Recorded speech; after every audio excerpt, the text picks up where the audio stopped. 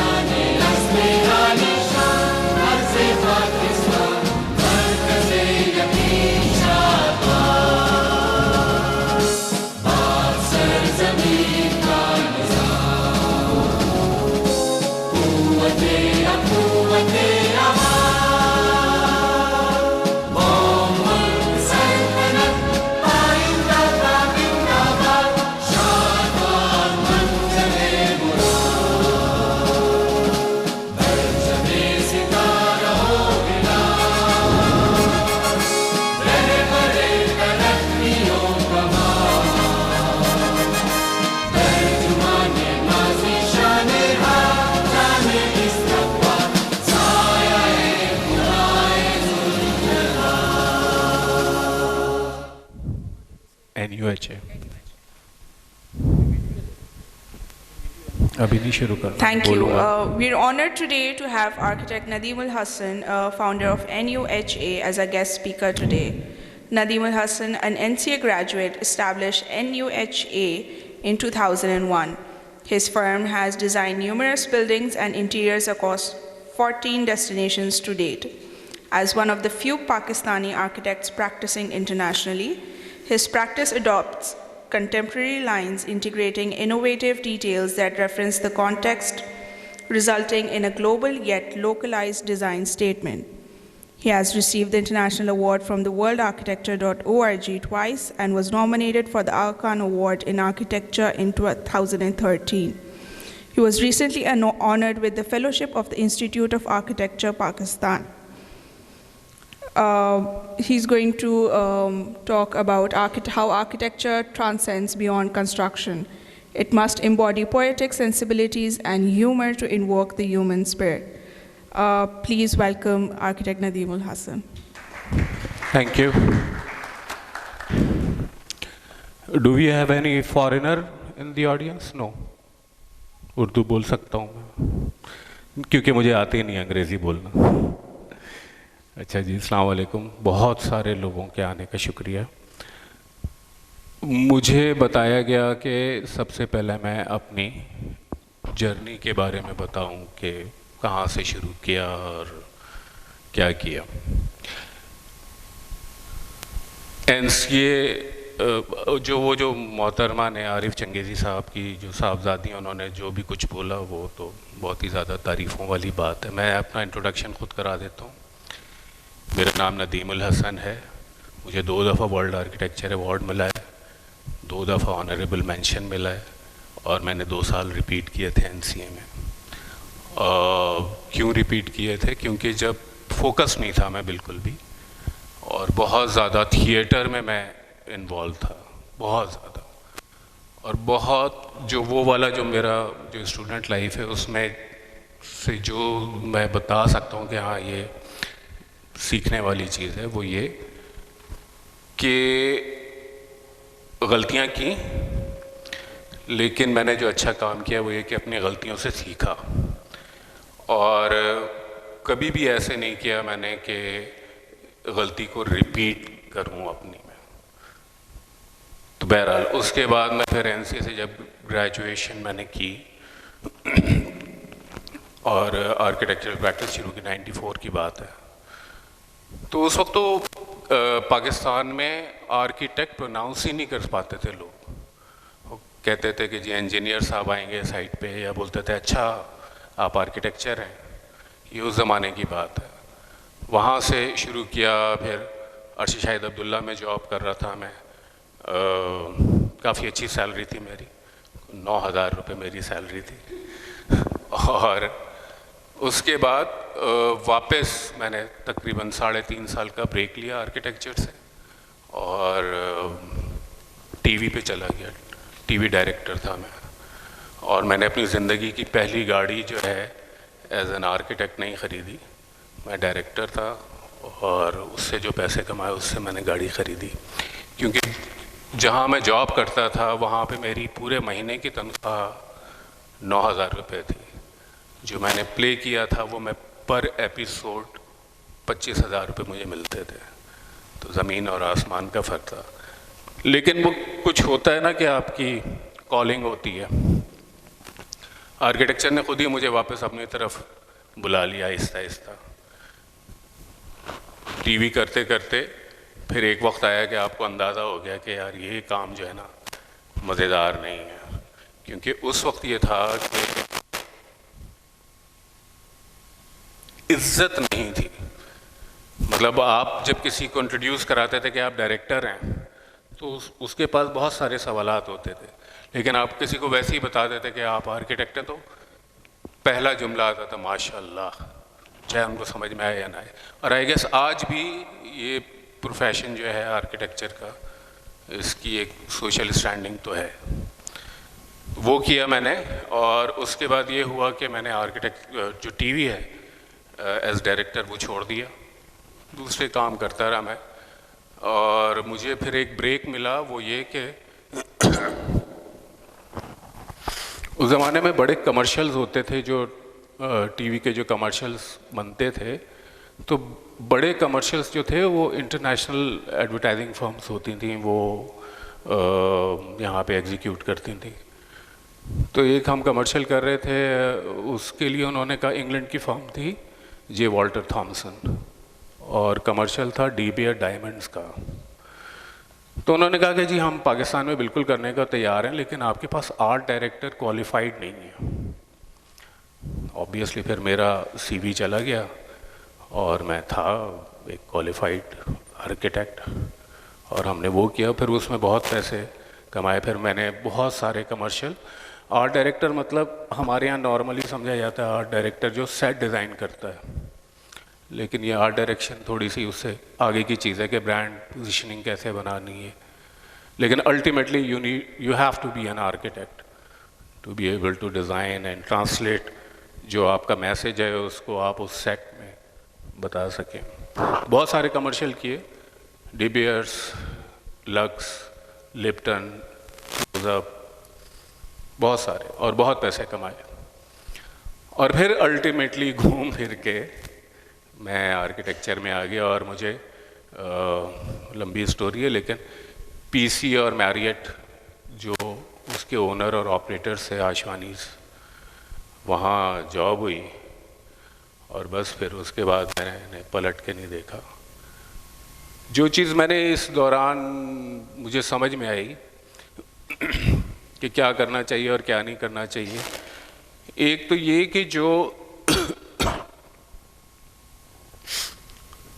थोड़ा बहुत मैंने आर्किटेक्चर प्रैक्टिस किया, उसमें एक ये था कि कॉन्सेप्चुअल जो डिज़ाइन है ना, वो आगे वो एजलेस होता है। हमारे यहाँ अनफॉर्चुनेटली जो है कॉन्सेप्ट के ऊपर लोग काम नहीं करते, डिज़ाइन करने के बाद कॉन्सेप्ट लिखते हैं। लेकिन चूँकि मेरी ट्रेनिंग थी एनसी में, मैं थिएटर करता था बहुत एक्सटेंसिवली, तो वो तो शुरू ही कॉन्सेप्ट से होता है। तो इवन जब मैंने अपनी प्रैक्टिस भी शुरू की, तो जो मेरा अपना लोगो है कंपनी का, उसका भी एक कॉन्सेप्ट है। मुझे नहीं याद पड़ता कि मैंने कोई एक प्रोजेक्ट भी ऐसा डिज़ाइन किया हो जिसके पीछे कोई कॉन्सेप्ट ना हो। मैंने अपने सारे प्रोजेक्ट टिल टू डेट पहले कॉन्सेप्ट करता हूँ, क्लैरिटी आती है, उसके बाद मैं डिज़ाइन करता हूँ, दिखाता हूँ आपको कुछ चीज़ें। और अब उस वक्त मैं कोई इतना इंटेलिजेंट आदमी नहीं था कि यार ये कॉन्सेप्ट होना चाहिए, बस ये हो गया। और अब मैं ये सोचता हूँ कि वो बिल्कुल सही डायरेक्शन है।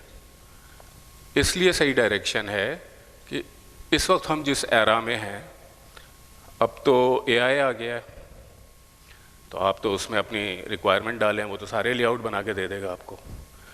आप उसमें रिक्वायरमेंट डालें, वो आपको सारी मास कॉम्पोजिशन बता देगा।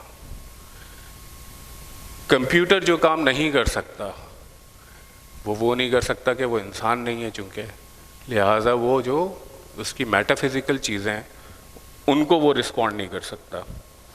तो जो लकीली जो आर्किटेक्ट्स कॉन्सेप्ट से डिज़ाइन शुरू करेंगे, आई गेस आज से 5 साल, within 5 years I guess, वो ही सस्टेन करेंगे, बाकी कंप्यूटर्स उनको रिप्लेस कर देंगे। मैं अभी मिसाल से बाहर बात कर रहा था कि हम दुबई जाते हैं ना, तो वापस आके 2-3 दिन तक तो डिप्रेशन होता है, क्योंकि हम लोग अभी बहुत पीछे हैं। हम लोग आज भी कैट के ऊपर काम करते हैं। आप अगर दुबई जाएं तो आपको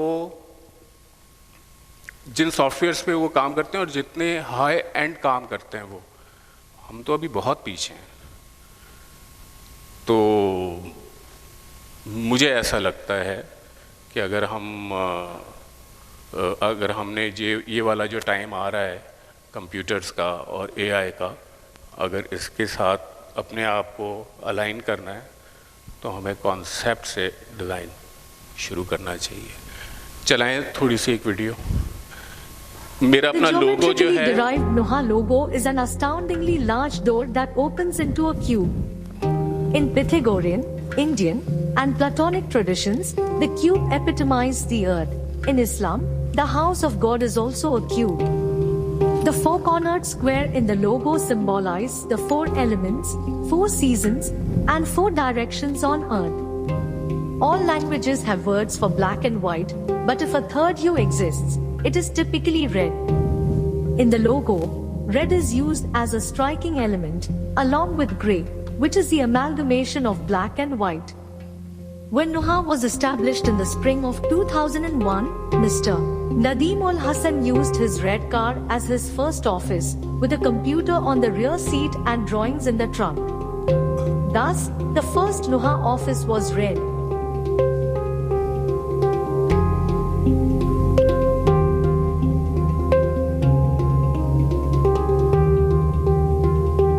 Established in 2001 in Karachi, Noha is a dynamic architecture and interior design firm with a global presence. Spanning projects across Pakistan and international locations, we have left our mark in 14 distinct positions around the globe. Our achievements include the prestigious World Architecture Award, which we have earned not once, but twice. Our unwavering commitment to cutting-edge architectural principles is clearly showcased through our wide-ranging array of projects, which span across diverse sectors and cater to esteemed multinational clients as well as renowned international brands. Our clientele predominantly comprises corporate entities, and the enduring partnerships we have fostered, some lasting for decades, stand as a resounding testament to our steadfast dedication to nurturing contented clients. At Noha, we transcend the label of mere interior decorators. Our expertise spans both architectural structures and interior environments. This harmonious fusion ensures our designs embody not only aesthetics but also functionality and durability. Guided by principles of low maintenance and robustness, our creations stand the test of time. Have a look at the office interior completed by Noha approximately 9 years ago, a living embodiment of our philosophy.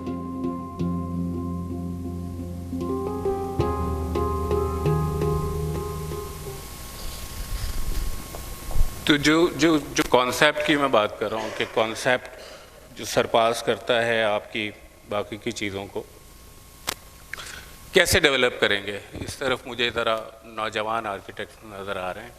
हम अपनी ability कैसे develop करें कि हम conceptually strong हों और हम एक कॉन्सेप्ट ड्राइव कर पाएँ और फिर उसको ट्रांसलेट कर पाएँ। है कोई जवाब? और जो मैं समझ पाया हूँ वो बता देता हूँ, क्योंकि क्वेश्चन आंसर मुझे बताया गया कि बाद में होंगे। मैं ये समझता हूँ कि जो मैंने थोड़ा बहुत पढ़ा, आप आर्किटेक्चर को सिर्फ अपने आप को आर्किटेक्चर तक महदूद करेंगे तो आप सिर्फ बिल्डिंगें बनाएंगे, आप में से सीमेंट की बू आने लगेगी। उससे बाहर निकलें। ये जो मैंने अंग्रेजी में लिखा हुआ है ना नीचे, पोइट्री अगर आपको नहीं समझ में आती, अच्छी और बुरी पेंटिंग का फ़र्क समझ नहीं आता, तो you can not be an architect. I am sorry. हमारे एक टीचर थे, वो कहते थे कि जिस आदमी की कमीज़ और पतलून की कॉम्बिनेशन में ही गड़बड़ हो, उससे डिज़ाइनिंग मत करवाना कभी। मैंने थोड़ा सा पढ़ा, तो मैंने थोड़ी सी प्रेजेंटेशन भी बनाई है कि हमारे जो वो आर्किटेक्ट जो हिस्ट्री में पीछे जिन्होंने बिल्कुल जो चेंज लेके आए हैं, जो बड़े बड़े नाम हैं, वो सब के सब सिर्फ आर्किटेक्ट नहीं थे, उसके अलावा भी बहुत कुछ थे वो। ये एक जो है मेरा ख्याल है, और मैं बड़ा स्ट्रांगली इस पे बिलीव करता हूँ कि आपको सिर्फ अपने आप को आर्किटेक्चर तक महदूद नहीं करना पड़ेगा। अभी बात हो रही थी मिसाल से कि हम यहाँ पे एक आर्ट गैलरी भी बना रहे हैं, मुझे बड़ा अच्छा लगा, क्योंकि ये तो अमैलगमेशन है ना, आर्ट के बगैर तो आर्किटेक्चर का है ही कुछ नहीं, ज़ीरो है। लेकिन अनफॉर्चुनेटली अब तो मैं नहीं जाता ज्यूरीज लेने, लेकिन जब जाता था तो उनका सारा फोकस इस बात पे होता था कि जी बहुत फंक्शनल हमने बिल्डिंग बना दी, और ये मैंने नया मटेरियल लगा लिया है, और ये वाला मास बहुत अच्छा लगता है।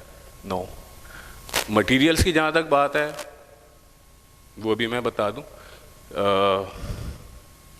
आप सबसे ज़्यादा ऑनेस्टली स्पीकिंग मैंने जो आर्किटेक्चर सीखा है वो कॉन्ट्रैक्टर से सीखा है और मटेरियल सप्लायर से सीखा है, और मैं आज भी सीखता हूँ। मैं अब भी तकरीबन 1 महीने पहले I was in Dubai, big 5 एक एग्जीबिशन होती है बिल्डिंग मटेरियल्स की, वो अटेंड की थी मैंने। 6 महीने पहले मैं इंटेक्स में था, इंटीरियर के वो वहाँ पे एक एग्जीबिशन होती है ग्लोबल, वो अटेंड की, और मैं उन लोगों से सीखता हूँ कि ये वाला जो मटेरियल आ रहा है, बहुत बड़ी एग्जीबिशन होती है, जो लोग जानते हैं विशाल को पता होगा कि जो अगले 3 साल में दुनिया भर में जो मटेरियल्स आपको लगे हुए नज़र आएंगे वो वहाँ पे डिस्प्ले होते हैं सबसे पहले, और फिर हमें समझ में आता है उनसे जब हम बात करते हैं। मसलन एक एग्जांपल दे देता हूँ, 1 महीने पहले जब मैं था दुबई में 3D प्रिंटिंग शुरू हो गई है, स्टॉल लगा हुआ था, और एक नहीं थे 2 स्टॉल्स थे कि आपने मशीन में सिर्फ डाल दिया अपनी ड्राइंग जिस भी फॉर्मेट में उसको चाहिए थी, वहाँ पे बन रहा था कमरा एक्चुअल, ये मैं खुद देख के आया हूँ। तो मैं ये समझता हूँ कि हमें बहुत ज़्यादा ये पता होना चाहिए, अप टू डेट होना चाहिए। हम बहुत पीछे हैं अभी, स्पेशली पाकिस्तान के लोग बहुत पीछे हैं। हम अभी भी शायद कैट पे ही काम करते हैं, रेविट पे कुछ लोग काम शायद करते हैं। बिम में अभी कोई प्रोजेक्ट था एंड में नज़र आया, एक होटल कर रहा हूँ मैं 5 स्टार, आइडियली मुझे वो दिखाना था, लेकिन मैंने NDA साइन किया हुआ था तो वो मैं दिखा नहीं सकता। हमें एक कंसल्टेंट हायर करना पड़ा दुबई का बिम के लिए कि उसकी कोऑर्डिनेशन बिम पे हो पाए। पाकिस्तान में वो रिसोर्स ही नहीं है अवेलेबल। जो पाकिस्तान में मैक्सिमम LOD मिलता है वो 250 का होता है, which is not good enough. तो जो यंग आर्किटेक्ट हैं उनसे मेरी सिर्फ ये दरख्वास्त है कि 2 काम करें। एक तो ये कि अपने आप को अपडेट करें, जिन सॉफ्टवेयर्स पे आप काम करते हैं ना उसको अपडेट करें, आगे जाएं, बिम पे जाएं, रेविट पे काम करें। और दूसरे ये वाला जो एंगल है ना, इसको कभी ना छोड़ें। अगर आपको नहीं शायरी की समझ में आती तो मैं नहीं समझता कि आप कभी भी आर्किटेक्ट अच्छे बन सकते हैं। अच्छी बुरी पेंटिंग की, अच्छे बुरे डिज़ाइन की समझ, ये सब उसी से होता है। एक छोटी सी प्रेजेंटेशन है, वो दिखाते हैं आपको।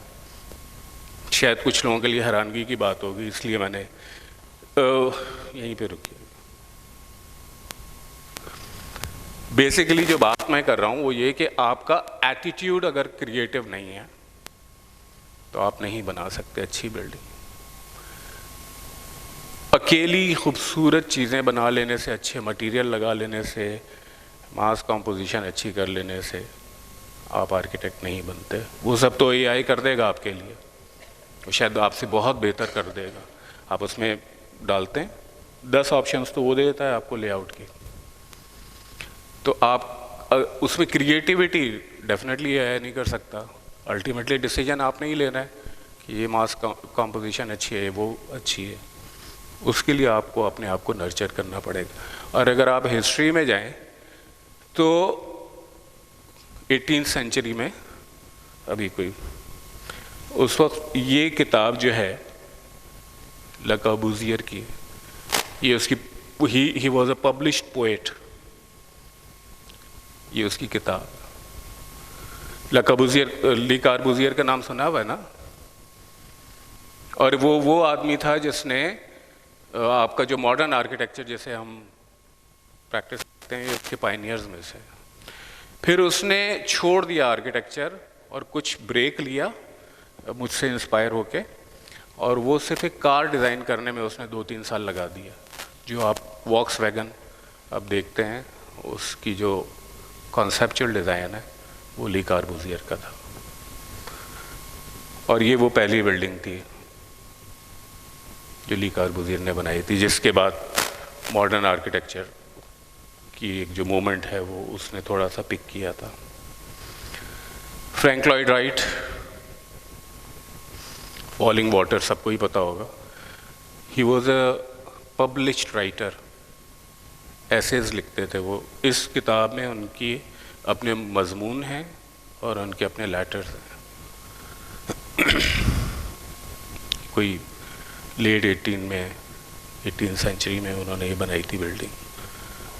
और ये वो लोग हैं जिन्होंने आर्किटेक्चर को एक डायरेक्शन दी, ये दूसरे आर्किटेक्ट्स की तरह से नहीं। कोई बता सकता है ये स्कल्पचर कौन से आर्किटेक्ट का डिज़ाइन? आर्किटेक्ट का स्कल्पचर है, कोई बता सकता है कौन है? लिखा हुआ है? ओए होए शिट, वो लड़के को मैंने कहा था नाम नहीं लिखना नीचे। फ्रैंक गैरी, वो एक नई मूवमेंट लेके आया था। He was an sculptor, proper exhibition है उसकी। ये एक नई मूवमेंट लेके आया था मॉडर्न आर्किटेक्चर में। ये भी लिख दिया उसने अब नीचे। ये ज़हा हदीद की पेंटिंग है। आप देखें रिसेंट टाइम्स में, ज़हा को तो सभी जानते हैं ना। ज़हा हदीद बहुत अच्छी पेंटर थी और बाकायदा उसकी एग्जीबिशंस हुई हैं। मतलब ऐम ही नहीं उसने कोई कमरे में बैठ के बना दी, नो, ये एग्जीबिशन से उठाया हुआ है इमेज।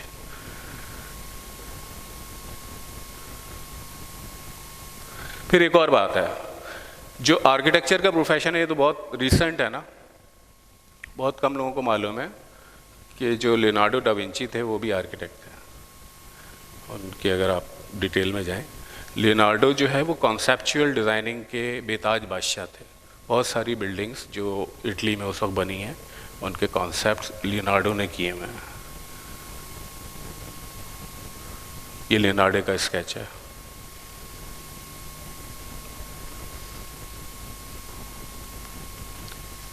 माइकल एंजेलो आर्किटेक्ट थे, बहुत ही ज़्यादा वो मशहूर हैं as a sculptor, as painter, architect थे वो। सेंट पीटर्स बेसिलिका ये उनका प्रोजेक्ट था।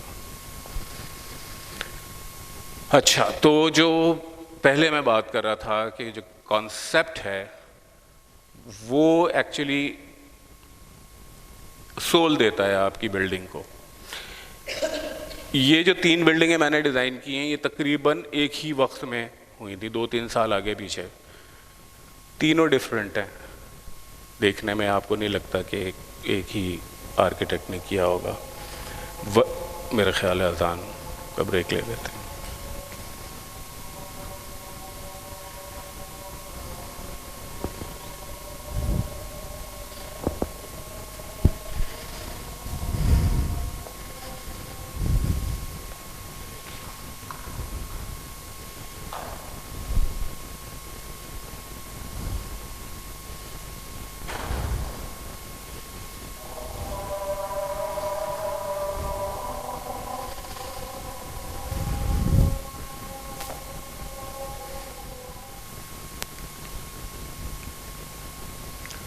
वापस कैसे जाएगा यार रिवर्स?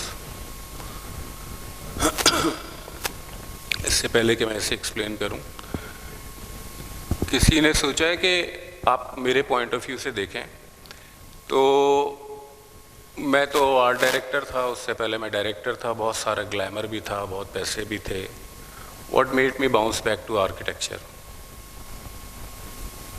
अजीब सा सवाल है, मैं अपने आप से बहुत दफ़ा करता हूँ। जो इरिटेशन है ना, मतलब आर्किटेक्चर में और किसी भी और एक्सप्रेशन ऑफ आर्ट में, कि वो जो आपका जो मीडिया है ना, वो बहुत टेम्परल, उसकी जो भी कुछ है बहुत वक्ती होता है। हमने जो किया था डी बियर डायमंड्स का कमर्शियल, उसको इंटरनेशनल अवार्ड मिला था। वो इतनी बड़ी हाइप थी उसकी कि जे वॉल्टर थॉमसन ने एशियाटिक ख़रीद ली थी। इस वक्त पाकिस्तान में एशियाटिक जे वॉल्टर थॉमसन ओन करता है। शायद ये बात मुझे बतानी पड़ रही है, किसी को पता भी नहीं होगा। या ये कि जब मैं लक्स या लिप्टन मैं करता था तो उसकी बहुत हाइप थी, क्योंकि जब मैंने किया था तो उस वक्त एक अजीब वाक़या हुआ था कि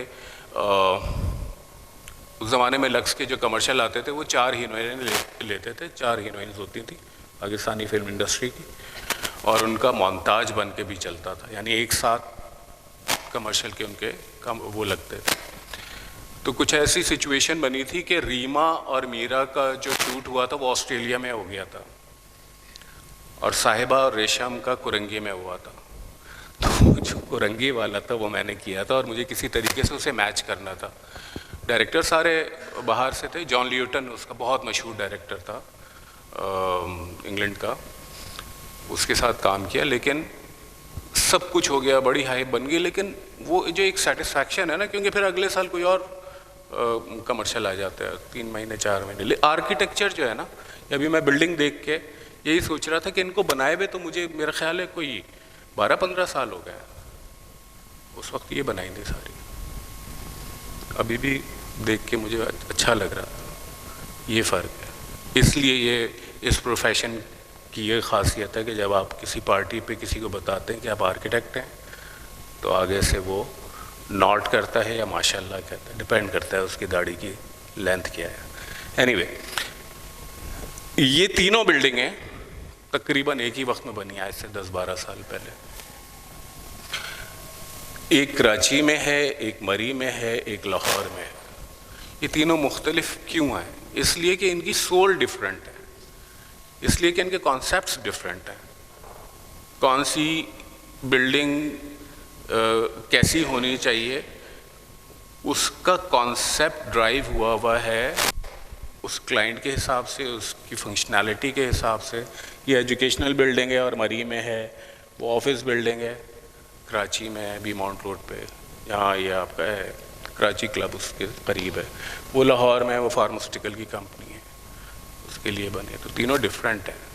तो जब फिर होता क्या फ़ायदा है, जब आप कॉन्सेप्ट बेस्ड कोई काम करते हैं ना, तो फिर आप मोनोटनस नहीं होते। मुझे मना किया है सुहेल ने कि मैं नाम लूँ, लेकिन कुछ आर्किटेक्ट्स हैं जिनके काम आप देखते हैं और आपको अरे ये तो इन्होंने ही किया है। उनका काम मोनोटनस है, हर दफ़ा एक ही अपने दे रिपीट देमसेल्व्स, इसलिए कि उनको वही काम आता है। एक काम करते करते जिस प्रोजेक्ट पे वो हिट हो जाता है, बस फिर अपने आप को रिपीट करना शुरू कर देते हैं। मुझे आज तक याद है हमें ये जो है फिरोजसन, जिस पे वर्ल्ड आर्किटेक्चर अवार्ड मिला था, तो मेरे ऑफिस में एक झगड़ा चल रहा था कि मतलब हम ऐसी ही बिल्डिंग क्यों ना बना दें मरी में। मैंने कहा ये बकवास है बिल्कुल। अहमद राव बड़े अच्छे आर्किटेक्ट हैं, वो मेरे ऑफिस में काम करते थे, तो वो सीरियस हो गए। उन्होंने कहा कि ये हमारा ये वो है स्टाइल है, हमें ऐसी ही बनानी चाहिए। मैंने कहा we are too young to have our own style. I mean style architect का कुछ नहीं होता भाई, हेलो। तो वो बनाओ जो वहाँ बनना चाहिए। You are not the one जो कि डिक्टेट करेगा ये मेरा स्टाइल है तो मैं ऐसी बिल्डिंग बनाऊँ। एनीवे, मुझे कहा गया कि एक प्रोजेक्ट में अपना डिस्कस कर लूँ, तो मैं कर देता हूँ। मैं मुल्तान वाला करना चाह रहा था, लेकिन वो मैंने नॉन डिस्क्लोजर एग्रीमेंट साइन किया हुआ, तो I can not share that. Ferozsons पे बात कर लेते हैं। ये फिरोजसंस की जो बिल्डिंग है, बेसिकली ये कोई आज से 12-15 साल पुरानी बात है। क्लाइंट मेरे पास आए, उन्होंने कहा कि जी हम लाइफ सेविंग ड्रग्स बनाते हैं और इसकी ख़ास बात ये है कि ये हमने जेवी किया है, जॉइंट वेंचर था उनका, एक अर्जेंटीना की कंपनी है BF बायोसाइंसेस, और पाकिस्तान में ये दवा नहीं बनती। ये वो कंपनी है जो कि पाकिस्तान में, अगर आपको याद हो, कोरोना के वक्त में एक जो दवा आई थी वो ये बनाती थी कंपनी, फिरोजसंस लेबॉर्ट्रीज। तो इसका कॉन्सेप्ट मैंने ड्राइव किया, हम थोड़ा बहुत पढ़ा और हम वहाँ पहुँचे कि जो दवा का कॉन्सेप्ट है वो कहाँ से शुरू हुआ। दवा का कॉन्सेप्ट सबसे पहला शुरू हुआ आपकी जड़ी बूटियों से।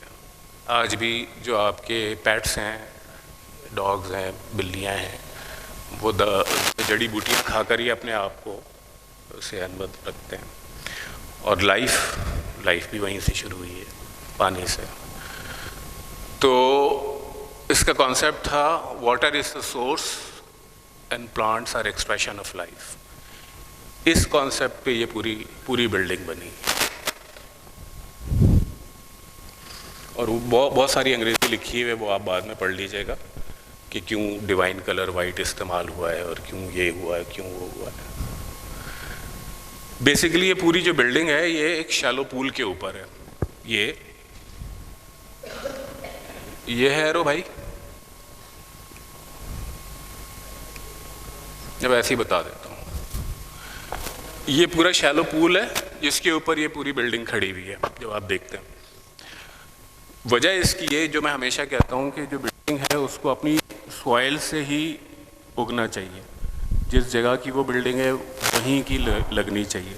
तो लाहौर में बेसिकली ट्रेडिशनली पानी से हीट को कॉम्बैट किया जाता है। शालीमार बाग जो था उसका यही शैलो पूल्स थे, उसके अंदर अभी भी हैं। तो वहाँ शैलो पूल है। और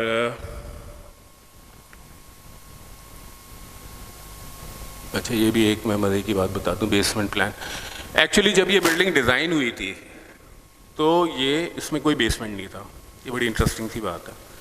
और हम जाते थे और जो भी डिस्कशंस होती थी, तो हमारे एक इंजीनियर साहब होते हैं जो कि हर साइट पे पाए जाते हैं, जो कि बहुत अक्लमंद आदमी होते हैं अपने ख्याल में। तो हम मीटिंग रैप अप कर रहे थे और उन्होंने कहा कि वो सर ऐसा है कि एक छोटी सी बात करनी है। क्या जी? ये हमारा जो साइट सर्वे है वो उल्टा प्रिंट हो गया है। तो रोड ऊंची है और जो साइट है वो नीची है, तो रेन वाटर के लिए हम क्या करेंगे? मैंने कहा हाँ, ये तो छोटी सी बात है, इसमें क्या बड़ी बात है। मैंने कहा भाई ये बहुत बड़ी बात है, पूरी बिल्डिंग फ्लड कर जाएगी, क्या कर रहा हो? नहीं, मैंने इसका सोल्यूशन भी सोच लिया। मैंने कहा अच्छा, क्या सोल्यूशन आपने सोचा? उन्होंने कहा कि जी हम जो हैं मिट्टी भर देंगे यहाँ पे, वो एकड़ों में है ज़मीन। मैंने कहा are you in your senses? तो कहा नहीं, मैं तो कोटेशन भी मंगवा ली। उस वक्त यानी 12 साल पहले उसकी जो मिट्टी भरने की सिर्फ कोटेशन थी वो 77 लाख रुपए थी, जो कि बहुत ज़्यादा थी। तो बहरहाल उसका डिज़ाइन सोल्यूशन ये हमने दिया। और दूसरी बात, अगर आप मिट्टी भर भी देंगे और फिलिंग कर भी देंगे तो जो आपकी बिल्डिंग होती है वो कॉम्पैक्टेड अर्थ पे खड़ी होती है, यानी जहाँ पे मजबूत ज़मीन आपको मिलती है। मैंने कहा वो भर भी देंगे तो यार कोई फ़र्क नहीं पड़ता। तो मैंने क्या किया कि मैंने कहा कि मैं बेसमेंट बनाऊंगा। नीचे से ही अगर कॉलम को आना है तो हमें एक सिर्फ स्लैब ही डालनी है ना, एंड दैट्स इट, ख़त्म। तो हमें एक एक्स्ट्रा फ्लोर मिल जाएगा। और दूसरी किया कि वहाँ पे ट्रेडिशनली गर्की एक चीज़ होती है, शायद आप जानते हो। गर्की मतलब जैसे कुआं होता है ना, ऐसी वो एक बड़ा सा आप कुआं खोद देते हैं, तो जो बारिश होती है वो वापस कुएं के अंदर पानी सारा चला जाता है, तो वहाँ फ्लड नहीं होते हैं। तो गर्की के कॉन्सेप्ट पे पीछे हमने इस पूरे को खोदा और पीछे गर्की दी। वहाँ पे इस वक्त फुटबॉल खेली जा रही है, वैसे वो फ्यूचर एक्सपेंशन है। और बेसमेंट हमें एक्स्ट्रा मिल गई, जो आपके शुरू में कुछ छोटी सी वीडियो थी उसके अंदर उसी बेसमेंट की कैंटीन की तस्वीरें भी थीं। तो बहरहाल ये एक मुफ्त में आप समझ लीजिए कि क्लाइंट को एक फ्लोर मिल गया था। इसकी ओरिजिनल डिज़ाइन में ये नहीं था।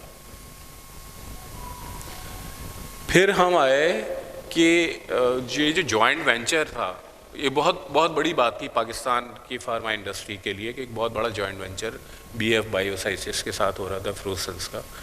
उसको ट्रांसलेट किया स्कल्पचरली। और आप अगर गौर करें तो ये जो मास है ये बेसिकली उन दोनों की एमलगमेशन है। इधर BF बायोसाइंसेस का लोगो लगा है, उधर फ्रोसन्स का लगा है। और ओवरऑल कॉम्पोजिशन में भी एक बड़ा पार्टनर है और एक छोटा पार्टनर है। उन दोनों को एमलगमेट करके इसकी फॉर्म ड्राइव की गई थी। और एक और बात, ये पूरी बिल्डिंग कोई यहाँ से 6 फुट ऊपर है। उस वक्त हमने ये सोचा, मतलब हमने कोई सीढ़ियाँ वीढ़ियाँ नहीं दी, हमने ये पूरा रैंप दिया हुआ, क्योंकि हमें ये पता था। उन्होंने एक अजीब सी बात बताई, उन्होंने कहा कि जो हमारे सबसे ज़्यादा अच्छे वर्कर्स हैं, HR का सीरियस मसला होता है फार्मास्यूटिकल में, उनकी एज ज़्यादा हो जाती है, तो आप ऊंची बिल्डिंग बनाएंगे तो वो शायद हमारे पास आना ना चाहें, क्योंकि ये है रायवन जो वहाँ की इंडस्ट्रियल जोन है उसके पास है ये बिल्डिंग। तो वो था एक मसला, तो उसको हमने ऐसे एड्रेस किया था। पीछे का एरिया है ये, वही वर्की बनी हुई है। यहाँ पे ये आपको फ्रोजन्स नज़र आ रहे हैं, ये दोनों मासेस एक दूसरे में एमलगेमेट हुए, वही जॉइंट वेंचर को ट्रांसलेट किया हुआ है।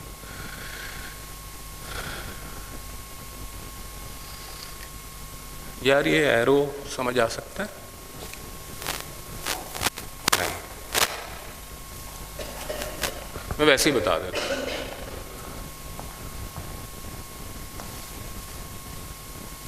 अच्छा, ये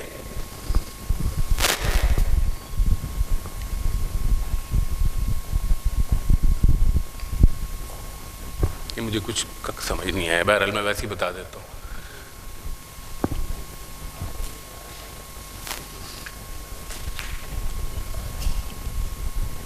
शरीफ रखिए।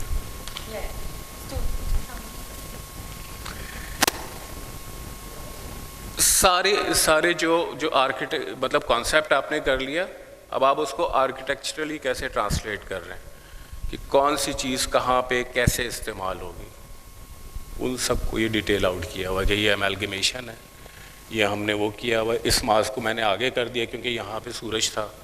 एक तरीका ये होता है कि आप कुछ छज्जा वज्जा बना देते हैं, वो मुझको नहीं अच्छा लग रहा था, तो मैंने उस मास्क को ही इतना आगे कर दिया कि सुबह 9 बजे ऑफिस जब शुरू होता है उससे पहले धूप अंदर ना आए। उसकी कैलकुलेशन हमने की, धूप वूप नहीं आती अंदर उसमें।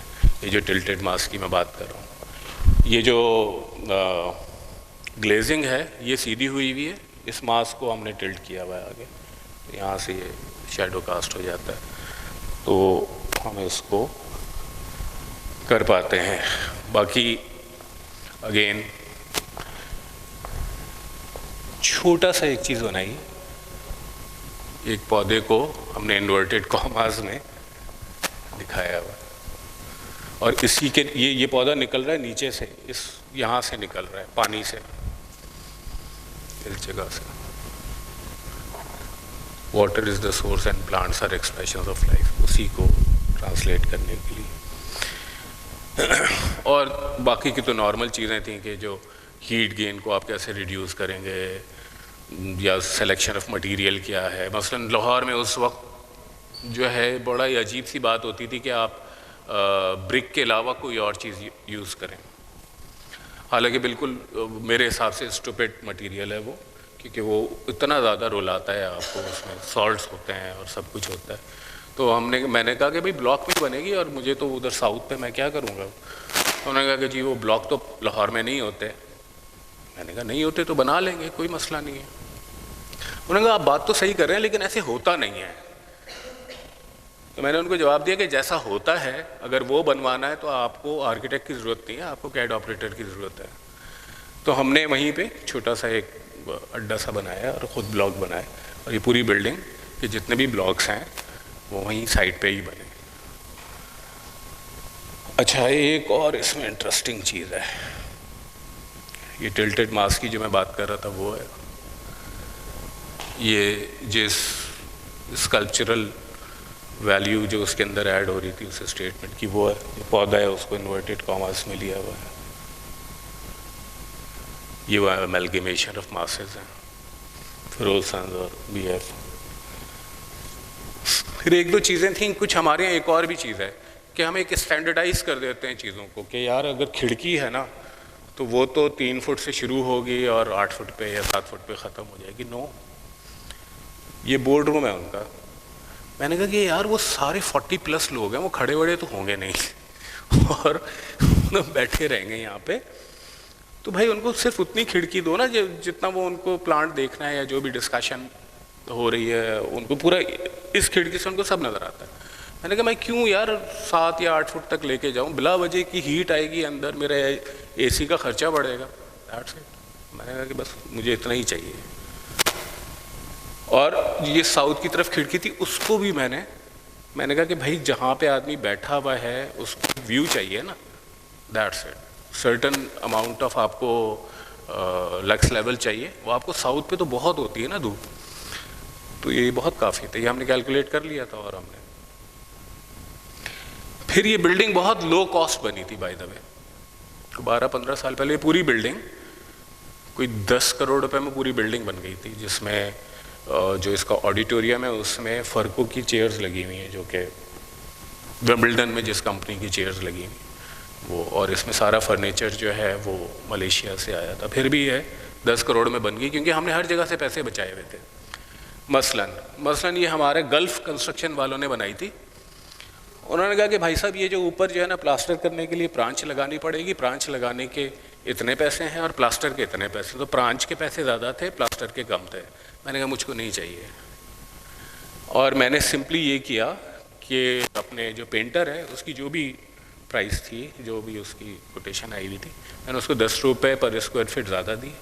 मैंने ये जो जॉइंट है ना इनको तुमने रगड़ देना है ग्राइंडर से, पेंट कर दो। और कलर मैंने उसको ऐसा दे दी। यूजुअली उस ज़माने में ये चारकोल ग्रे का बहुत फैशन था, लोग कर देते थे, वो मैं नहीं कर सकता था, क्योंकि ये पूरी बिल्डिंग ग्रीन एरिया को देख रही है। तो ये आप कह लीजिए कि इन कपड़ों का गहरा तरीन ग्रीन है, ये चारकोल ग्रे वाला ही काम कर रहा है, बिल्कुल भी प्लास्टर नहीं हुआ। ये नॉर्मल स्लैब है, नेकेड स्लैब है। फिर जो मटेरियल्स से नॉर्मली इस तरह की बिल्डिंग है तो जी उनको ग्रेनाइट लगाना है स्टेप्स पे एंड ये और वो मैं अफोर्ड ही नहीं कर सकता था लगाना। मेरी जो बजट था मेरे पास अवेलेबल उसमें मैं नहीं लगा सकता था, क्योंकि आप जब ग्रेनाइट के स्टेप्स लगाएंगे तो फिर उसके ऊपर एज का मसला आएगा, फिर एज के लिए कुछ करेंगे, तो वो बहुत ही लंबा चौड़ा काम हो रहा था। तो बहरहाल ये जो जितने भी इसके ट्रेड्स हैं ये हमने खुद ही वहाँ पे कास्ट किए हैं। हमने किया ये कि हमने दो फर्मे बनाए सॉफ्टवुड के, उसको टॉर्च किया तो उसकी ग्रेन निकल आए, उसी के अंदर हमने कर दिए। तो ये खुद ही आप जब एक्चुअली इसके ऊपर होते हैं तो वो लकड़ी का सा कुछ टेक्सचर आपको मिल जाता है, तो एंटी स्किड वाला मसला भी हल हो गया। और ये समझ लें कि 12 साल हो गए, अभी भी ये ऐसा ही है। ग्रेनाइट होता तो वो किनारे से अब तक उसकी जो पॉलिश है वो उखड़ चुकी होती। ये बड़ा इंटरेस्टिंग है। इसकी HVAC जो डिज़ाइन की थी ए सादात ने की थी, बहुत मशहूर HVAC कंसल्टेंट थे। और फ़ारूक साहब शायद जानते हो आप लोग। फ़ारूक साहब की एक दफ़ा कॉल आई, कहना है कि कैसी तबीयत है आपकी? मैंने बिल्कुल ठीक है। मूड कैसा है? मैंने कहा मूड भी बिल्कुल ठीक है। यहाँ पे मैंने स्काईलाइट दी हुई थी, तो कहने लगे यार वो मैं बैठा हुआ कैलकुलेट कर रहा था, तो वो जो स्काईलाइट तुमने दिए ना उस वजह से ये लोड मेरे जो है ना सारे हेवाए हो गए। अच्छा क्या हुआ? कहना ये हो रहा है। मैंने कहा तो मुझे क्या नुकसान है इसका? ये HU के अंदर प्रॉब्लम आएगा? कहना नहीं। मैंने कहा कि वन टाइम कॉस्ट है तो आई कैन ऑलवेज डिस्कस। कहना नहीं वन टाइम नहीं, रनिंग कॉस्ट में मसला है। मैंने कहा अगर रनिंग कॉस्ट का मसला है ना तो मैं आपको अभी कह रहा हूँ कि मैं वो बंद कर रहा हूँ, आप अपनी कैलकुलेशन कर लीजिए। और ये मैंने उनको बोल दिया था कि ये मैं स्काईलाइट बंद कर रहा हूँ। उसके बाद मैंने ये डिज़ाइन किया था, लेकिन मैंने किया ये क्योंकि मुझे certain amount of flux level चाहिए था इधर। मुझे थोड़ा सा बुरा लगता है कि ऐसी कोई बिल्डिंग जिसमें दिन के वक्त रोशनियाँ जलानी पड़े, मुझे नहीं पसंद हो। तो ये जो स्लैब है ये भी नंगी स्लैब है, प्लास्टर नहीं किया हुआ। हमने किया क्या कि स्लैब को ऊपर से पकड़ा हुआ है, अगर आप गौर करें, यानी ये स्लैब यहाँ से गिरी हुई है, इसके साइड पे यहाँ कोने पे चारों तरफ कॉलम्स हैं, ऊपर वो छत पे जाते हैं और यूं करके ऊपर से उसने पकड़ा हुआ है। तो इसके साइड पे मैंने ग्लास लगाया हुआ था जहाँ से ये लाइट आ रही है। कोई लाइटें नहीं जल रही हैं, ये नेचुरल सनलाइट है, ये डे टाइम शॉट है ये, ठीक है। तो मुझको एक डिफ्यूज़ लाइट भी मिल गई और मेरा मसला भी हल हो गया और HVAC का मसला भी हल हो गया। और लोगों में थोड़ा सा क्रिएट करने के लिए ये जो आपको मास्क नज़र आ रहा है ना, ये उनका जो है मजेंटा कलर, ये जो मास्क नज़र आ रहा है, ये सिर्फ लगा दिया। लोगों को लगता है कि इसके ऊपर पूरी स्लैब अटकी हुई है, ऐसा है कुछ नहीं। ये जो मजेंटा कलर का मास्क है, इसमें से रेन वाटर का पाइप गुजर रहा है, क्योंकि वो जब हमने गिरा दिया तो वो स्लैब नीचे हो गई आपकी छत से। ये उसका ऑडिटोरियम था, इसकी भी एक स्टोरी है, बहरहाल चलिए बता देता हूँ। इसकी स्टोरी ये है कि हमने मलेशिया गए, हमने कहा कि भाई साहब हमको तो, मुझे तो यही चेयर पसंद आई थी, एग्जीबिशन थी, तो ये कोई थी $200 की। तो जो मेरा क्लाइंट था उसने कहा नदीम भाई $150 से ज़्यादा तो मैं खर्च ही नहीं कर सकता। हमने वो गोरे से बात की, उसने कहा मतलब उसने कहा कि व्हाट नॉनसेंस, मैं नहीं दे सकता है, बिल्कुल बॉल पार्क फिगर। मैंने कहा ओके। फिर हम पूरी एग्जीबिशन में फिर रहे, हेलो हाय करते रहे उसके साथ। फिर मुझे एक आइडिया आया, मैंने क्या किया कि लंच ब्रेक जब हुआ तो मैं गोरे के पास गया दोबारा। मैंने कहा have you had lunch? Yes no. मैंने कहा लेट्स हैव लंच टुगेदर। बाहर ले गया उसको, तुम गए हो मलेशिया जहाँ पे वो होती है एग्जीबिशन, सामने अक्रॉस द रोड, वहाँ ले गए, बिल्कुल रोड साइड पे हम लंच करने बैठ गए। मैंने कहा कि तुम्हारा क्या बिजनेस प्लान है फ्यूचर में? उसने कहा कि, मैंने कहा कि पाकिस्तान में क्यों नहीं करते, इतना मशहूर ब्रांड है तुम्हारा। ना Pakistan is a very small market, उसके जो शोरूम की जो कॉस्ट है वही बहुत ज़्यादा है। मैंने कहा मैं तुम्हें शोरूम बना के दे देता हूँ, तुम चेयर हमें हमारी प्राइस पे दे दो। क्या मतलब? मैंने कहा मैं तुम्हें लिख के दूंगा कि तुम अब आके किसी को भी लिख दो कि वो आके ना यहाँ पे शोरूम में आके देख ले अब तुम्हारी प्रोडक्ट। तो somehow I convince him. थोड़ी सी मेरी ट्रेनिंग थी ब्रांड्स के ऊपर काम करने की, वो सब मैंने अंग्रेज़ी बोली और मैंने उनसे कहा कि जी तुम्हारी ये तो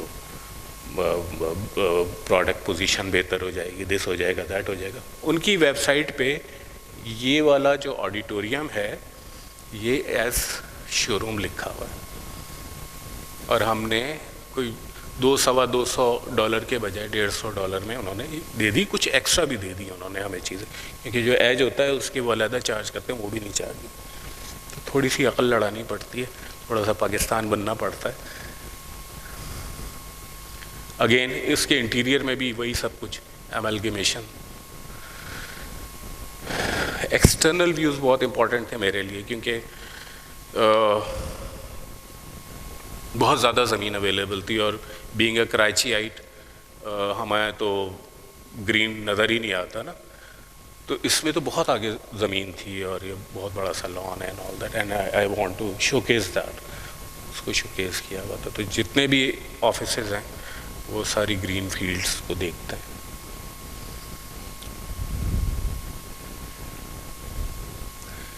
ये पुरानी तस्वीरें थी। अब लेटेस्ट तकरीबन 3-4 साल पहले, उस शुरू में तो वो सब प्लांट नहीं नज़र आ रहे थे, अब ये सब आ गए, उग गए। लेकिन अब भी ये बिल्डिंग ऐसे ही है, लकीली। अवार्ड मिल गया था इसको। अच्छा, जो मैं बात कर रहा था शुरू में आपसे कि आप मुस्कुरा रहे हैं ना कि यार हम तो पोइट्री वोइट्री तो कर नहीं सकते, तो किधर से हम ये सब, आप वो तो ली कार्बूजियर था या वो तो वो था। आप एक काम तो कर ही सकते हैं, सबकी जेब में फ़ोन है, फोटोग्राफी करना शुरू कर दें, वहाँ से स्टार्ट ले लें कम से कम। मैंने ऐसे ही किया था। 2010 में मैं गया था यूरोप, ज़िंदगी में पहली बार। तो उस ज़माने में मोबाइल फ़ोन में तो ये कैमरे वैमरे नहीं होते थे, तो एक सोनी साइबर शॉट छोटा सा कैमरा था जो मोबाइल में जिस टाइप का, कारसिस एक ब्रांड है उसका, वो लगा हुआ है। उस वक्त ये तस्वीर खींची थी। ये बिल्कुल आप समझ लें मोबाइल फ़ोन की तस्वीर है ये। तो जब आप आर्किटेक्ट होंगे और आप उस हिसाब से फ़ोटोग्राफी करेंगे जिस हिसाब से एक आर्किटेक्ट को करनी चाहिए, तो आप बेहतर फ़ोटोग्राफी करेंगे। ये तस्वीर काफ़ी ज़्यादा मतलब कह लें बहुत इसकी तारीफ़ें हुई थी, तो मैं जज्बात में आ गया, बड़े पैसे खर्च किए। मैंने वो दूसरा वाला कैमरा भी ले लिया जो आज काम करने से जिसने मना कर दिया था वो 2010 में मैंने लिया था, और उस कैमरे से मैंने फिर ये खींची। ये हम गए थे IAP का एक था, आर्केशिया, नेपाल में था, मेरे ख्याल है कि 10-12 साल पुरानी बात है। तो मैं और फ़हीम खत्री ने एक दिन ऑफ लिया था और हम ये लॉन्ग शॉट लिया था। इसकी भी एक स्टोरी है। और मैंने आपको सच बता रहा हूँ कि मैंने उससे शुरू किया था, मोबाइल कैमरे से।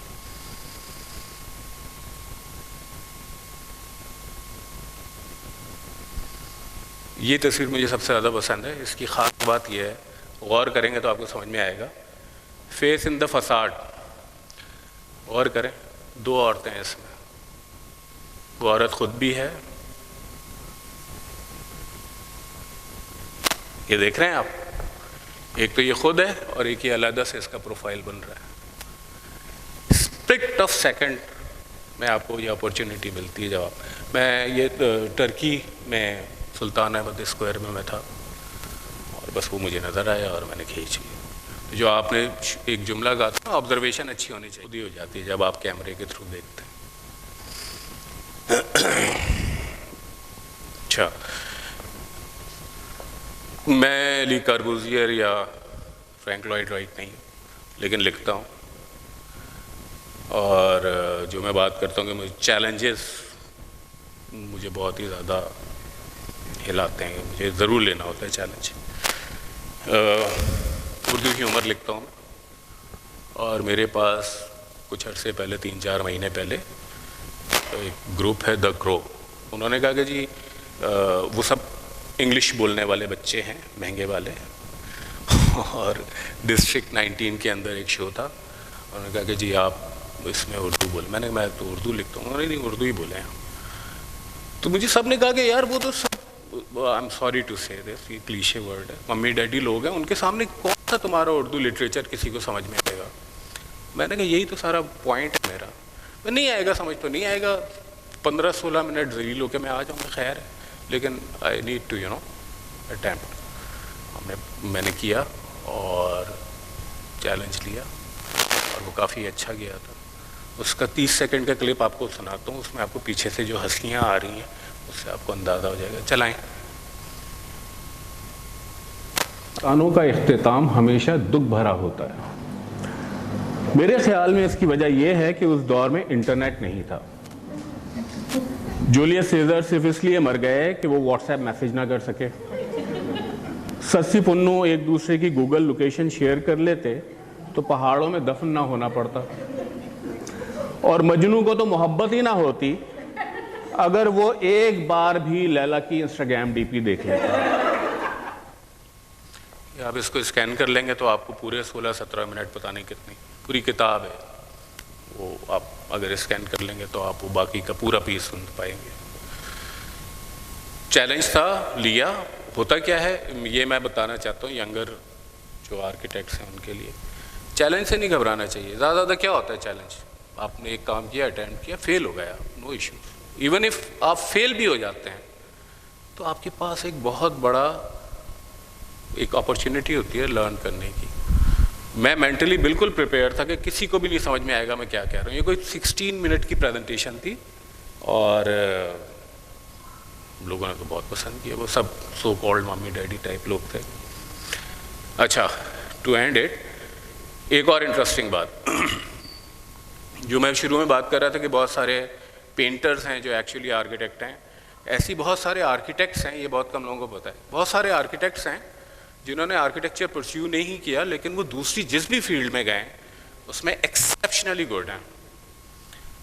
शायद आपको ये नहीं पता कि पाकिस्तान में जो फैशन इंडस्ट्री स्टार्ट हुई है, यानी जो पहला फैशन डिज़ाइनर जिसका पेरिस में शो हुआ था वो आर्किटेक्ट था, इमरान कुरैशी नाम था उसका। एक आर्किटेक्ट हैं, उनकी स्टेशनरी मुझे मिली थी जब मैंने अर्शद शाहिद अब्दुल्ला ज्वाइन किया था, तो वो स्टेशनरी दूसरे आर्किटेक्ट की आपके पास आती है। उनका नाम है आसिम रज़ा, बहुत बड़े डायरेक्टर हैं वो। आप समझ लें पाकिस्तान के शायद सबसे महंगा टीवी डायरेक्टर है वो। और आसिम रज़ा का जो आप कह लें कंट्रीब्यूशन है वो ये कि उससे पहले लॉन के जो इश्तिहार होते थे ना, नॉर्मल से लॉन के इश्तिहार होते थे, उसकी वजह से उसमें मॉडल्स आने लगी और इसकी स्टाइलिंग होने लगी। मुझे याद है मैं अर्शी शायद अब्दुल्ला में जॉब करता था, तो उसने जब छोड़ा था,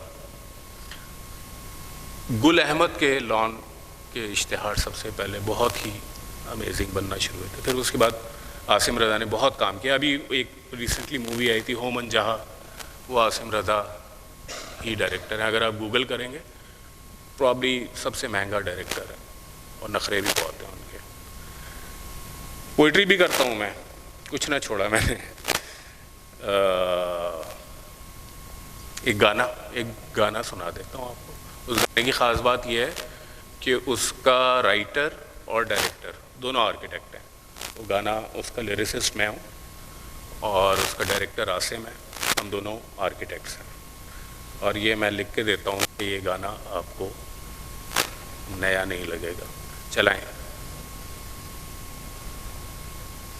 ऐ जवां जीत है तेरा निशान, ऐ जवां मंजिल है आसमां, ऐ जवां जोश तेरी पहचान, ऐ जवां है तू ही पाकिस्तान। जब तक है जामे जान तू जोश को रख जवान, ऐ जवां।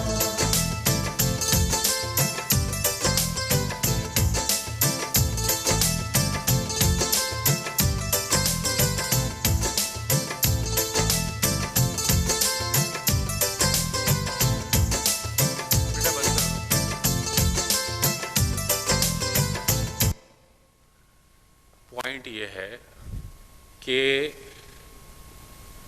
आखिरी बात अपने बारे में, ये भी चैलेंज था ये गाना। इसकी स्टोरी ये है कि आवाज़ बैंड था, वो ब्रेकअप हो गया था। उनका आखिरी जो एल्बम था उसका नाम शोला था, वो फ्लॉप हो गया था, सुपर फ्लॉप। और पेप्सी जो है वो करता था उस ज़माने में ब्रांड्स को स्पॉन्सर, तो उनका आपस में तलाक हो चुकी थी हारून फ़ाखर की। और उसने कहा कि जी ये गाना बड़ी मुश्किलों से मिला है तो तुम लिख दो। मैंने कहा क्यों लिखवा रहे हो? उसने कहा कि यार जो टिपिकल वाले शायर हैं उनसे मैं नहीं लिखवा सकता, और जब मैंने जलील होना ही है तो मैं अपने दोस्त के हाथों जलील हूँ, दूसरों से नहीं करवाना चाहता। दो चार इंटरेस्टिंग बातें आपने ज़रूर मेरा ख्याल में गाना सुना होगा। इस गाने की दो चार ख़ास बातें। एक बात तो ये है कि वो दोनों आर्किटेक्ट्स हैं जिन्होंने लिखा और जिन्होंने वो किया। दूसरी ख़ास बात यह है कि ये गाना जो है स्टूडियो में रिकॉर्ड नहीं हुआ था। ये फ़ाखर और हारून का स्प्लिटअप हो गया था, तो जो भी पैसे मिले थे पेप्सी से उन्होंने डिस्ट्रीब्यूट किया, और फ़ाखर ने अपने हिस्से के पैसों से एक स्टूडियो अपने अपार्टमेंट में बनाया था, जहाँ अलानतो है ना जमजमा पे, वहाँ पे 3rd फ्लोर पे 2 बेड के अपार्टमेंट में से 1 बेड के अंदर स्टूडियो बना था। ये वहाँ रिकॉर्ड हुआ है 12 बाई 10 की जगह पे, ठीक, तो ये स्टूडियो में रिकॉर्ड नहीं। और एक इंटरेस्टिंग बात ये है कि जो हारून है, हारून जो है वो ज़्यादा अंग्रेज़ थे, तो वो तो उर्दू पढ़ ही नहीं सकते थे। तो तय ये हुआ था कि आधी लाइनें फ़ाखर गाएगा और आधी हारून गाएगा। तो इसमें जो हारून की लाइन थी, हम फाइनल टेक कर रहे थे, इसमें एक लफ्ज़ है रश कब करेगा सारा ज़माना जब तक रहेगा जहाँ, वो रोमन में लिखता था हारून। फाइनल टेक कर रहे थे और हारून ने गाना गाया, शक अब करेगा सारा ज़माना जब तक रहेगा जहाँ। सच बोला था उसने। और एक पीछे एक और भी अहम बात, ये जो नौजवानों को एड्रेस करने वाली बात है, ये 26 साल पुराना गाना है, पाकिस्तान की 50वीं सालगिरह पे रिलीज़ हुआ था। उसको कोई ये बात नहीं करता। तो उससे जितने नेशनल सॉन्ग्स होते थे उसमें सोनी धरती और लहला आते ये और पता नहीं क्या, यही ज़मीन और मर जाएंगे। मैंने कहा ये सब बकवास है यार, कुछ नहीं, हर जगह ऐसी ज़मीन होती है, क्या होगा। हमने फिर इसके ऊपर बात की थी, वो मान गया था, तो मैंने खैर ये लिख दिया था गाना। Anyway that's all. कोई सवाल आपका? कोई नहीं? Any question?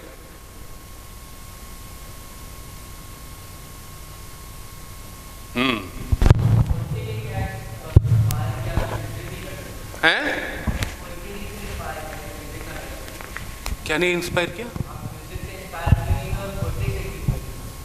म्यूजिक से इंस्पायर। आपका क्या ख्याल है, गाना लिखना आसान काम होता है?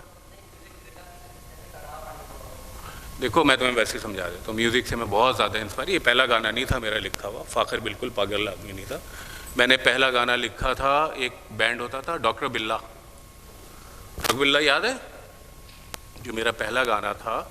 उस ज़माने में सारे लव सॉन्ग होते थे और मैंने एक गाना लिखा था पॉल्यूशन के ऊपर, और कोई सब लोगों का ये ख्याल था कि ये तो फ्लॉप हो जाएगा, ऑब्वियसली लव शब्द तो है ही नहीं इसमें, मॉडल भी नहीं आ रही है, क्या होगा, जीने दो भाई जीने दो, और वो काफ़ी वो चार्ट पे हिट हुआ था, टॉप पे चला गया था वो।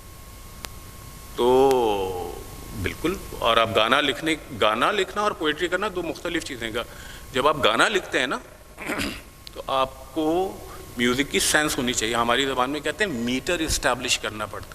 ये गाना कैसे लिखा जाता है, ये गाना पहले म्यूज़िक भी साथ बन रहा होता है और लिरिक्स भी साथ बन रहे होते हैं। तो अगर आपको मीटर का सेंस नहीं है, you won't be able to write गाना। तो वो सेंस इन्हीं लोगों की वजह से थोड़ा सा आ गया था। और कोई सवाल इससे पहले कि आप सबने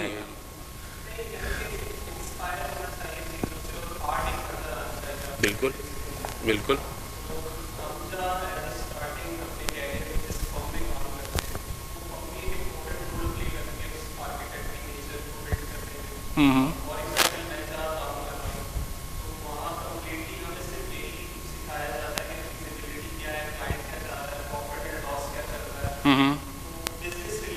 बिल्कुल सही बात।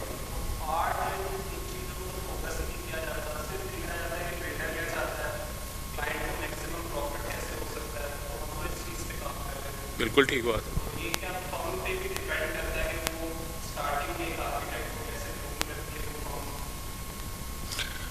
हो गया आपका सवाल। बेटा आप 6 घंटे सोते हैं, आपके पास 18 घंटे होते हैं, उसमें से 8 घंटे आपकी फर्म लेके जाती है, 2 घंटे आप ट्रैवलिंग करते हैं, बाकी के 8 घंटे क्या करते हैं ये सोचें। फर्म की जॉब नहीं है ये।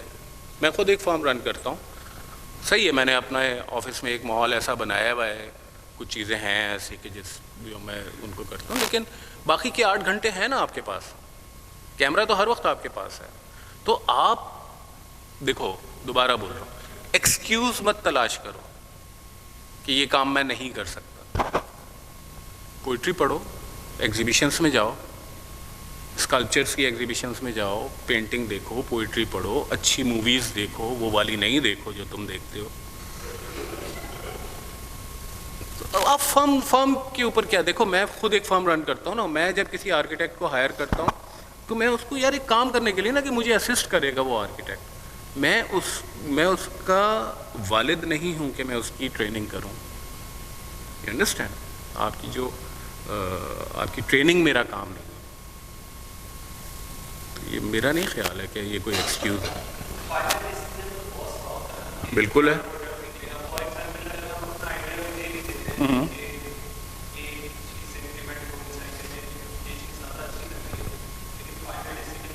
बिल्कुल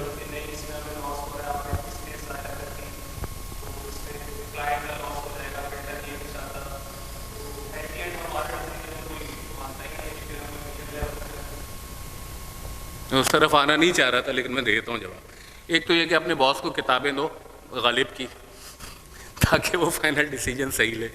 दूसरी बात ये है कि जो आपका पॉइंट था ना, मैं नहीं चाह रहा था कि मैं उस डायरेक्शन में। देखो, कोई सी भी जो बिल्डिंग बनती है ना, वो अगर फिजिबल नहीं है ना, आप मॉन्यूमेंट्स नहीं बना रहे हो यार, आप एक जिंदा लोगों के इस्तेमाल करने की चीज़ें बना रहे हो। वो मल्टी डायमेंशनल चीज़ है।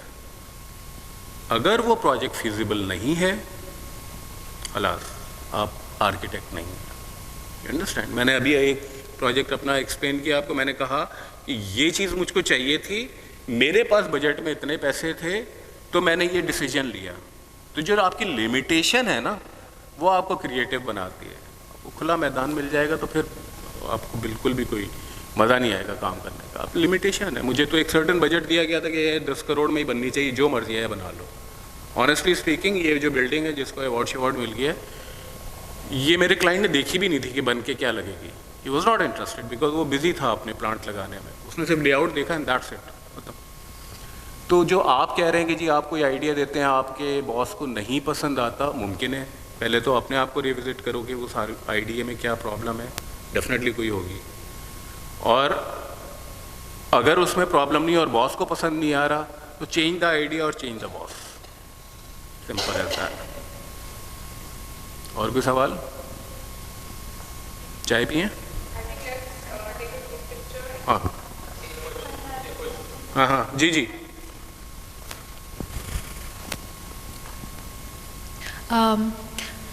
बैठ बैठ बैठ, खड़ा सिर्फ मैं ही रह सकता। मैं इंटीरियर डिज़ाइनर हूँ जी, जी। और बीइंग अ डिज़ाइनर मेरी जो नेचर है मैं उस हिसाब से डिज़ाइन करती हूँ चीज़ें। बात। और अच्छा, अब हमारा क्या होता है, हम डिज़ाइन तो कर देते हैं मगर जो क्लाइंट्स होते हैं उनको उनकी रिक्वायरमेंट कुछ और होती है और हमारा जो नज़रिया होता है डिज़ाइन करके चीज़ को देखने का वो बहुत डिफरेंट होता है। सही बात। तो क्लाइंट को कन्विंस करना बहुत एक अलग चीज़ है और एक अपनी खूबसूरती जो हम उस चीज़ को, अब एक एग्जांपल है कि मैं अपने घर की एग्जांपल दे रही हूँ कि मैं गई थी नॉर्दर्न एरियाज़, तो वहाँ पे मुझे बहुत खूबसूरत एक नहर में से जो है वो पत्थर कुछ मिले थे, तो मैंने कलेक्ट कर लिए थे। बहुत खूबसूरत हसीन तरीन पत्थर कलेक्ट करके मैं ले आई और मैंने अपने ड्राइंग रूम में टेबल पर रख दिए, बीच में सेंटर में, और बड़े अच्छे से उसको रख दिया। मैंने कोई बॉल में नहीं रखे, वो एक लुक बहुत प्यारा खूबसूरत लग रहा था। तो मेरे घर का ही फ़र्द मुझे कह रहा है कि ऐसे कैसे रख दिया है, इसको थोड़ा बाउल में रख दो थोड़ा सा, जबकि वो अपना जो उसका लुक था, नेचुरल लुक था, जो मैं पहाड़ देख के आई थी और वो एक मुझे वही लुक दे रहा था जो उसका अपना एक लुक था। तो मैं तो बहुत खुश थी उसको देखने से, मगर जो देखना दूसरा उसका पर्सपेक्टिव कुछ था। तो मैं अब कैसे सेटिस्फाई हूँ, मैं फिर ये पर दिल ख़राब हो जाता है। तो वो क्लाइंट भी जब वो बात करता है तो दिल ख़राब हो जाता है। तो उस चीज़ को कैसे कवर अप किया जाए? देखें, आपने जो सवाल किया ना उसके पहले दो जुमलों में ही आपका मसला समझ आ गया। आपने कहा कि मैं डिज़ाइन कर देती हूँ लेकिन फिर मैं क्लाइंट को दिखाती हूँ तो उसको पसंद नहीं आता, यही कहा ना? एम आई राइट? आप गलत सीक्वेंस है आपकी। सीक्वेंस ये कि पहले क्लाइंट से बात करें कि उसको क्या चाहिए।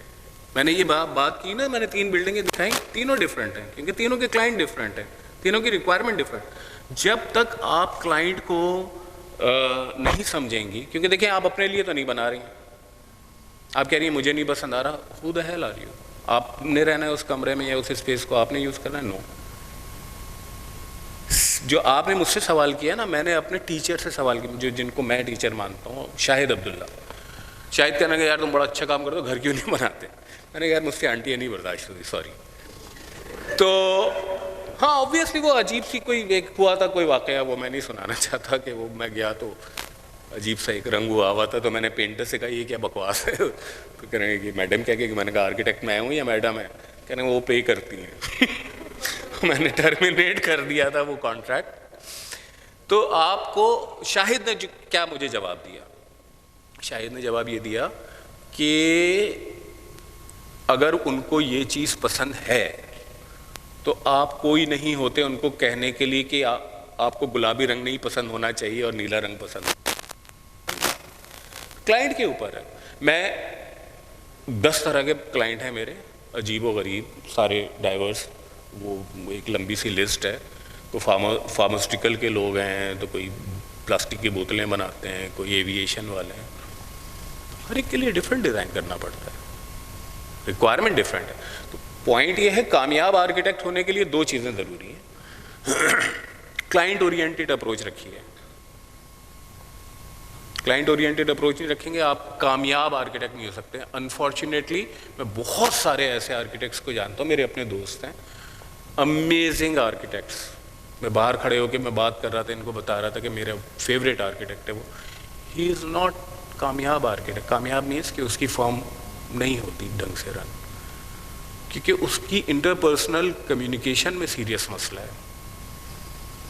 तो आपको तो सब तरह, और हमारा जो प्रोफेशन है, हमारा तो बहुत ही और तरह का प्रोफेशन है ना, कि एक ही दिन में हम पंजाबी में कॉन्ट्रैक्टर को गालियाँ भी दे रहे होते हैं और शाम के वक्त अंग्रेज़ी बोल के क्लाइंट को इम्प्रेस भी कर रहे होते हैं, और बीच में कहीं ऐसा भी वक्त आता है कि हम इंटेलेक्चुअल बातें कर रहे होते हैं किसी के साथ।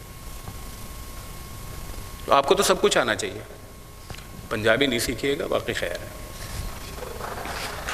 Thank you.